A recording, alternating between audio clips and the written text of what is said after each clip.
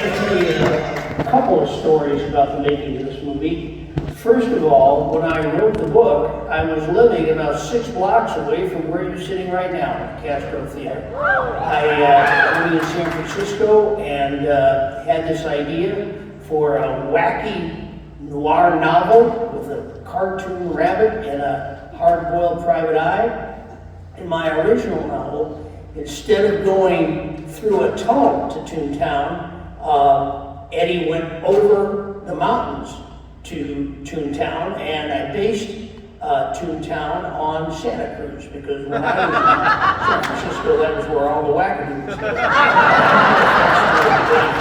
Santa Cruz who's sitting in the audience today. I'm sure that we've come up a couple of notches. So the first time that I saw the movie all the way through was at the premiere. That was held at Radio City Music Hall, and I had never seen the movie all the way through. I'd seen bits and pieces of it because I was always there when they were putting it together. I was there for the animation, I was there for a lot of the filming, but I had never seen the movie all the way through, and I had never seen my credit. So the movie premiered at Radio City Music Hall in New York City, and I was sitting in the upper balcony in the VIP section. On my left, I had Kathleen Turner, who was the voice of Roger Rabbit. On my right, I had Amy Irving, who was at the time Steve Spielberg's wife, who was the singing voice of Jesse the Rabbit. So I'm sitting here in a movie theater, waiting for my movie to start, about to see my credit on screen for the first time. And I'm sitting between two of the most beautiful women I've ever seen in my life. And I'm thinking to myself, you know, life just doesn't get any better than this. And by golly, life got better because Kathleen reached over and put her hand on my leg and whispered in my ear, "Gary, are you excited?" And I said, "Kathleen, you have no idea." So obviously the movie was a huge success. Did a great, got a great review that night when it opened.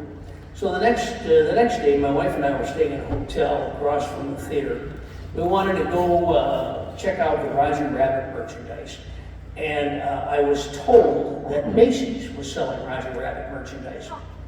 So we went over to Macy's. I went in first floor. I asked the young woman at the information desk, "Where's the Roger Rabbit merchandise?" And she said, "Oh, second floor." I said, "We're on the second floor." She said, "Oh, second floor, the entire second floor." So I went up to the second floor, got off the elevator, and by golly, the whole second floor was Roger Rabbit merchandise. So I told my wife, I am going to buy the first piece of Roger Rabbit merchandise that I see, which happened to be this little guy.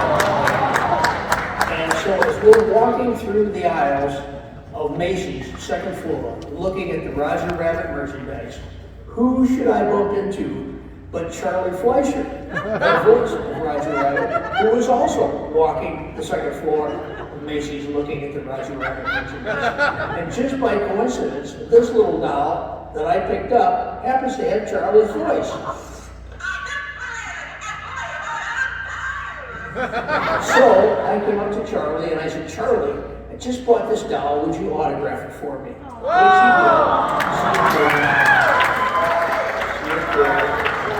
And apparently, this is the first actual piece of Roger Rabbit merchandise that Charlie Fleischer autographed after the movie came out, after he was recognized as the brilliant voice of Roger Rabbit.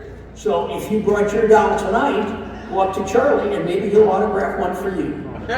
So anyway, I'm going to cut out now, leave you guys to the movie. I hope you have a really great time, and I want you to know that I left my heart and my rabbit in San Francisco. Woo!